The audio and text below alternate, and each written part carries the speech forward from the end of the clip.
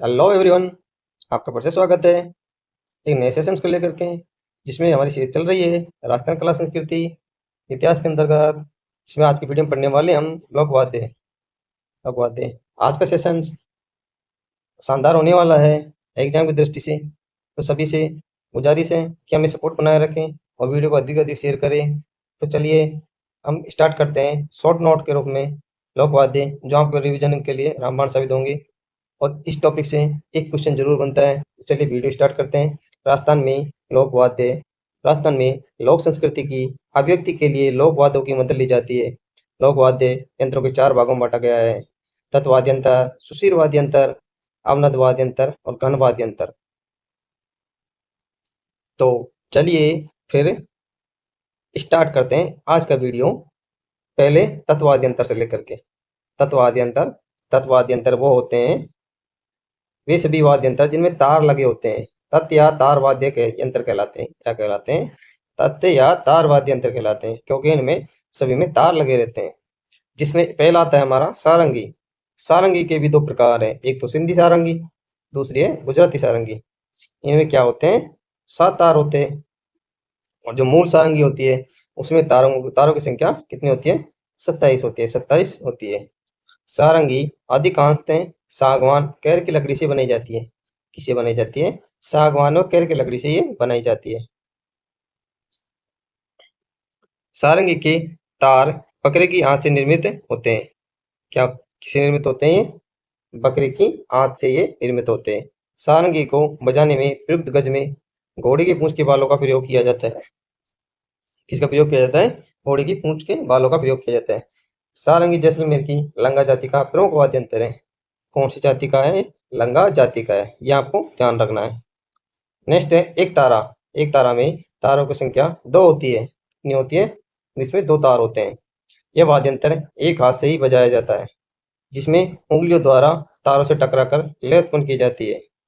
एक तारा का संबंध नारद जी से है। किससे? नारद जी से। कमायचा। कामायचा सारंगी जैसा ही वाद्य यंत्र है। कामायचा क्या है? एक सारंगी जैसा ही वाद्य यंत्र है, जो मुख्यतः जैसलमेर बाड़मेर मांगणियार जाति का प्रमुख वाद्य यंत्र है। कामायचा के प्रमुख कलाकार साकर खां हैं। कौन है? साकर खां है। कौन थे? साकर खां। रावणत्ता। रावणत्ता रावणत्ता यह वाद्य यंत्र आधे नारियल की कटोरी पर खाल चढ़ाकर बनाया जाता है।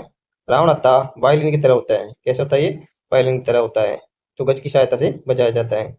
रावणत्ता में तारों की संख्या कितनी होती है? 9 होती है। रावणत्ता में तारों की संख्या 9 होती है। बापू जी की बाबूजी की फड़ बांधते समय भोपे द्वारा रावणत्ता का ही प्रयोग किया जाता है। किसका प्रयोग किया जाता है? रावणत्ते का प्रयोग किया जाता है। नेक्स्ट है जंतर। जंतर वाद्य यंत्र में 2 तुम्बे होते हैं। कितने? 2 तुम्बे होते हैं। जंतर वाद्य यंत्र में तुम्बों पर मगरमच्छ की खाल के 22 पर्दे लगे होते हैं। बगड़ावतों के गुजरों के द्वारा भोपे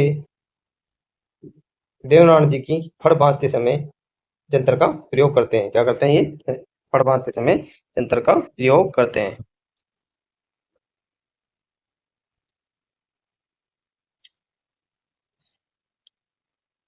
नेक्स्ट है रवाज। तत्ववाद विद्रोह में एक कौन सा आता है? एक रवाज भी आता है। रवाज के अंतर्गत क्या होता है? ये कामायचा की तरह ही होता है। रवाज को बजाते समय उंगली के नाखूनों का प्रयोग किया जाता है। रवाज में तारों की संख्या 12 होती है। इसमें क्या होती है? तारों की संख्या 12 होती है। नेक्स्ट है तंबूरा। तंबूरा के अन्य नाम तंदूरा, चौतारा, निशान आदि हैं। इस वाद्य यंत्र में 4 तार लगे होते हैं। विशेष तौर पर यह वाद्य यंत्र एक लकड़ी के द्वारा ही निर्मित होता है। कामर जाति के लोग इसे बाबा रामदेव के भजन गाते समय तंबूरी का प्रयोग करते हैं। नेक्स्ट है बपंग। कौन सा? बपंग। बपंग आल के तुम्बे का बना होता है। क्या होता है? आल के तुम्बे का बना होता है। ये डमरू नुमा आकृति का होता है, जिसमें एक तरफ खाल से अवनद रहती है, दूसरी तरफ लकड़ी से एक डोरी बांधी जाती है। क्या बांधी जाती है? डोरी बांधी जाती है। बपंग में मुख्यतः मेवात क्षेत्र का वाद्य यंत्र है। इसको जोगी लोग सर्वाधिक बजाते हैं। अलवर में क्या करते हैं? इसको जोगी लोग सर्वाधिक बजाते हैं। और इसमें सबसे ज्यादा प्रसिद्धि अलवर के जहूर खां मेवाती को जाते हैं। जहूर खां मेवाती इसके प्रसिद्ध कलाकार रहे हैं।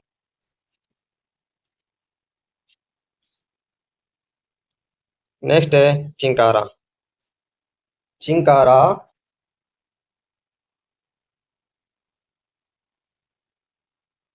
चिंकारा सारंगी नुमा वाद्य यंत्र होता है।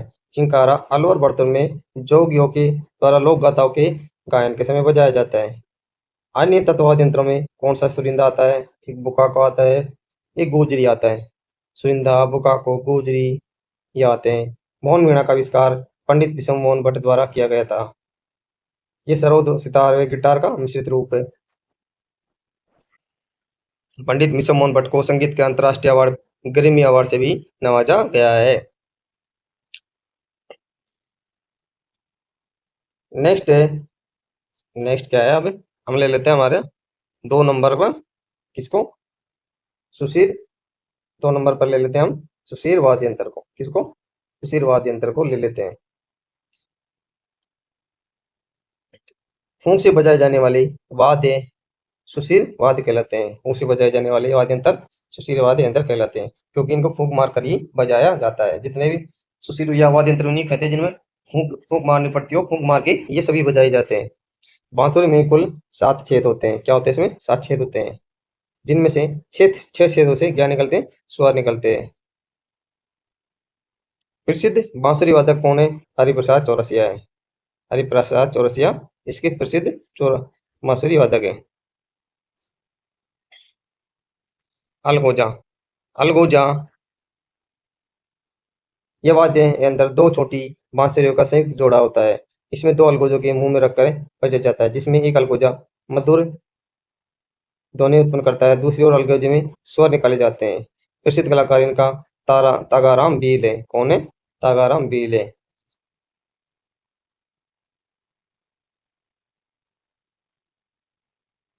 नेक्स्ट आ जाता है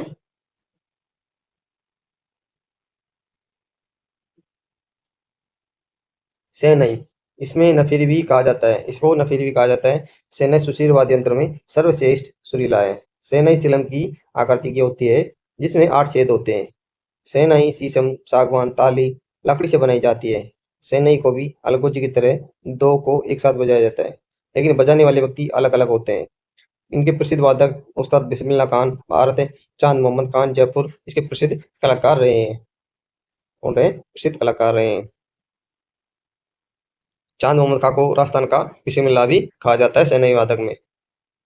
साथियों, आज सेशन आपको पसंद आ रहा है तो अधिक लोगों में शेयर करना और अपने साथियों अधिक साथियों को जोड़ना। एग्जाम की दृष्टि से शॉर्ट नोट के रूप में, एक रिवीजन क्लास के रूप में बहुत महत्वपूर्ण है। नेक्स्ट है इसमें संतारा। संतारा अलगोजा बांसुरी शहनाई की संयुक्त विशेषता वाला वाद्य यंत्र है। नेक्स्ट आ जाता है बीन। बीन को पुंगी भी कहा जाता है। क्या कहा जाता है, बीन को पुंगी भी कहा जाता है, जिसे सपेरे ज्यादा बजाते हैं। क्या करते हैं, सपेरे ज्यादा बजाते हैं। पुंगी मुख्यतः घिया के तुंबे से बनी होती है। पुंगी कालबेलिया जाति का प्रमुख वाद्य यंत्र है।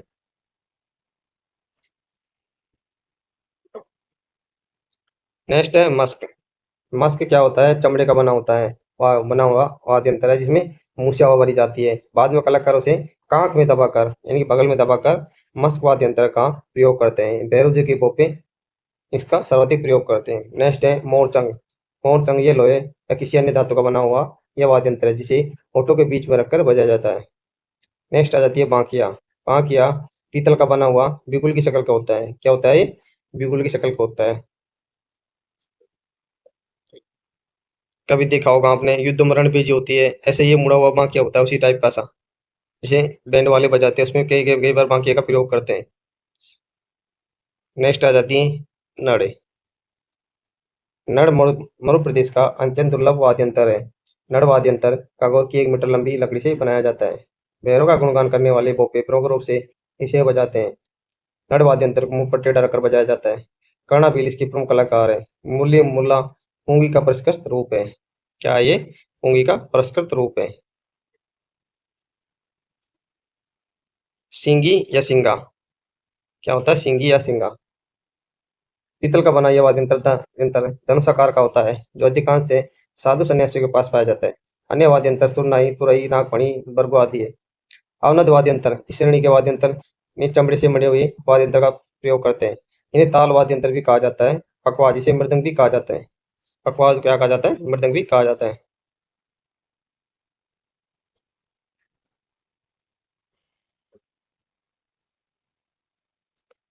उसके बाद मृदंग, मृदंग क्या करती? वह किस वाद्य यंत्र है जो कि सुपारी या वट वृक्ष, क्या करते हैं इसको? सुपारी या वट वृक्ष की लकड़ी को खोखला करके बनाया जाता है। इसके प्रसिद्ध कलाकार पंडित पुरुषोत्तम दास तथा मंगलाराम भील है। नेक्स्ट आ जाता है मांदल। मांदल की मृदंग की आकृति का यह वाद्य यंत्र लकड़ी के स्थान पर मिट्टी का बना होता है। क्या होता है? मिट्टी का बना होता है। मांदल मुख्यतः मोलेला गांव में बनाया जाता है। नगाड़ा, नगाड़ा एक बड़ी कुंडी पर मेष की खाल मंडकर बनाया जाता है। नगाड़ा था मुख्यतः नौटंकी, रामलीला, युद्ध आदि में बजाया जाता है। इसके प्रमुख कलाकार है रामकिशन सोलंकी। नौबत, नौबत में क्या होता है? नौबत,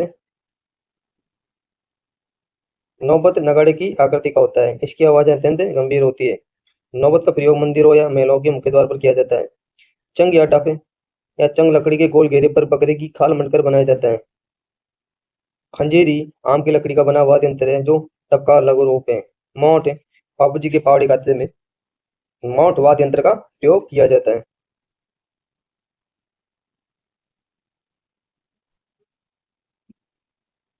डोंक, डोंक बड़ा डमरू होता है।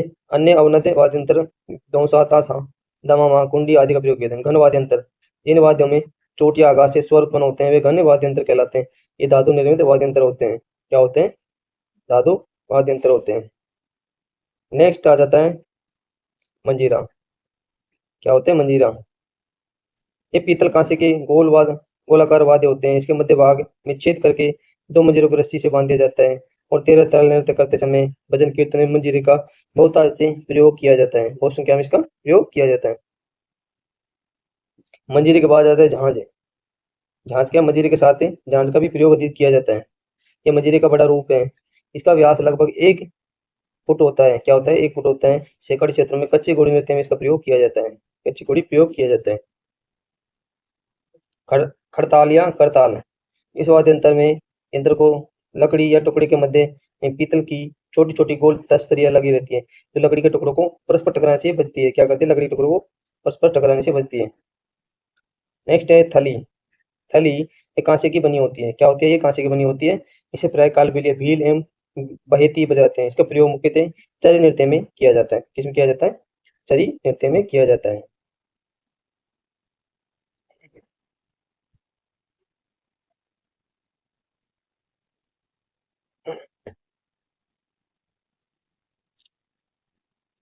घंटा घड़ियाल ये पीतल अन्य धातु का गोलकार वाद्य यंत्र होता है।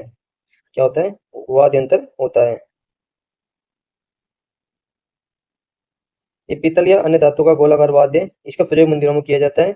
इसी का छोटा रूप घंटी कहलाता है। चिमटा इसे बाएं हाथ में पकड़कर दाएं हाथ की उंगलियों से भजन कीर्तन करते समय बजाया जाता है। भरनी इसे अलवर औरतों के क्षेत्रों में सिर्फ काटे हुए का लोक देवताओं की इलाज करते समय ये बजाया जाता है। नेक्स्ट है झालर। झालर, झालर क्या होती है? आरती के समय मंदिरों में बजाई जाती है। आपने देखा होगा बेसिक रूप से भी है जो मंदिरों में सुबह शाम आरती के समय लकड़ी के डंडों से बजाई जाने वाली कांसे या तांबे की गोल दस्तरी झालर कहलाती है। क्या कहलाती है? झालर कहलाती है। जब भी आरती होती है हम तो सभी लोग बोलते हैं कि मंदिर की झालर बज गई है, तो सभी लोग खड़े हो जाइए। गणेशों की लेजिम पांच से निर्मित इस वाद्य यंत्र को गणेशिया लोक नृत्य के साथ प्रयोग करते हैं। मुरलियो, मुरलियो क्या होता है? बांस की खपची से निर्मित इस ताल का प्रयोग कालबेलिया और गणेशिया लोग करते हैं। नेक्स्ट है रमजोल। रमजोल चमड़े की पट्टी पर बहुत सारे छोटे छोटे घुंघरू सिलकर इसे बनाया जाता है। होली के गैर नृत्य पीलो के चंद्रगार नृत्य में इसका प्रयोग अधिक किया जाता है। क्या किया जाता है? प्रयोग किया जाता है। इसका प्रयोग क्या किया जाता है? अधिक किया जाता है। तो चलिए साथियों आज के लिए इतना ही। ये था हमारे प्रमुख लोक वाद्य यंत्रों के बारे में एक शॉर्ट नोट्स के रूप में एक रिवीजन क्लास। मिलते हैं फिर अगले टॉपिक में राजस्थानी चित्रकला को लेकर के। आज के लिए इतना ही था, इतना ही।